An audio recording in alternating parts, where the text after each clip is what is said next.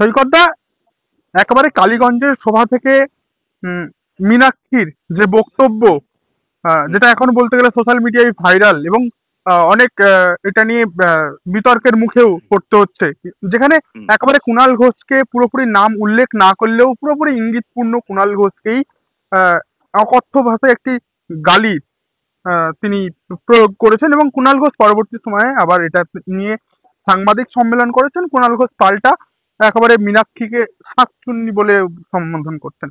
কি বলবেন এই না, কথা? প্রথম প্রশ্ন হচ্ছে মীনাক্ষী মুখার্জি একবারও তো কুণাল ঘোষের নাম বলেননি।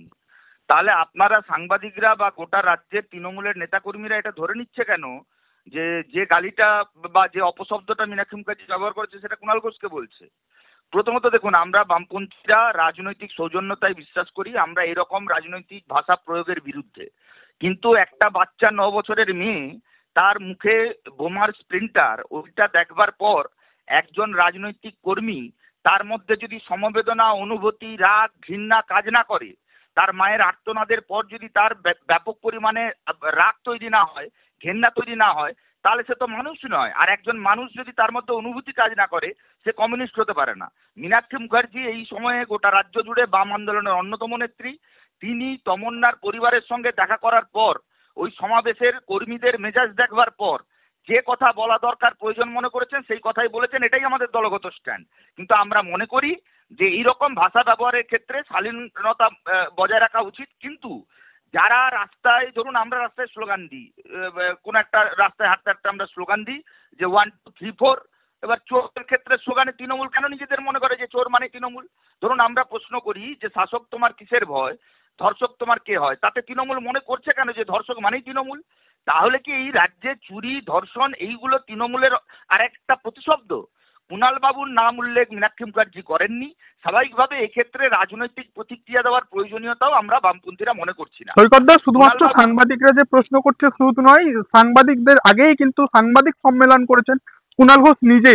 তিনি একেবারে বলতে গেলে বলেছেন যে সরাসরি যে উনি উনি আমাকেই এই উনি শব্দটা প্রয়োগ করা একদম হয়েছে। একদম মীনাক্ষী মুখার্জি যে অপশব্দ বা যে শব্দ নিয়ে আপনি রিয়াকশন হ্যাঁ, হ্যাঁ, চাইছেন, সেই একদম। শব্দটা যদি কুণাল বাবু নিজে মনে করেন যে তাকে উদ্দেশ্য করে বলা হয়েছে, তাহলে তো মীনাক্ষী তার ওই শব্দ ব্যবহার করবার আগে আর একটা শব্দ ব্যবহার করেছে যে সারদার চোর। তাহলে হ্যাঁ, কুণাল বাবু স্বীকার করছেন তো যে তিনি সারদার চোর? তাহলে কুণাল বাবু যদি স্বীকার করেন তাহলে তো কুণাল বাবু প্রেস কনফারেন্স করা উচিত নয়, কুণাল বাবুর তো জেলের ভাত খাওয়া উচিত। কুণাল বাবু আগে বলুন যে তিনি কেন বাইরে ঘুরে বেড়াচ্ছেন। 100 জন মানুষ সুইসাইড করেছিল সারদার দুর্নীতিতে। যারা গরিব মানুষ স্বল্প সঞ্চয়ে টাকা জমিয়েছিল তাদের টাকা চুরি হয়েছে, লুট হয়েছে। তাহলে সারদার চোরের বেলা আমি স্বীকার দায় নেব না, আর মীনাক্ষী কোনো একটা গালিগালাজ ব্যবহার করলে তার বেলা আমি দায় নেব, এটা তো একসঙ্গে দ্বিচারিতা। স্বাভাবিকভাবে দেখুন, আমরা কোনো রাজনৈতিক অশালীনতায় বিশ্বাস করি না, অশালীন শব্দ প্রয়োগে বিশ্বাস করি না।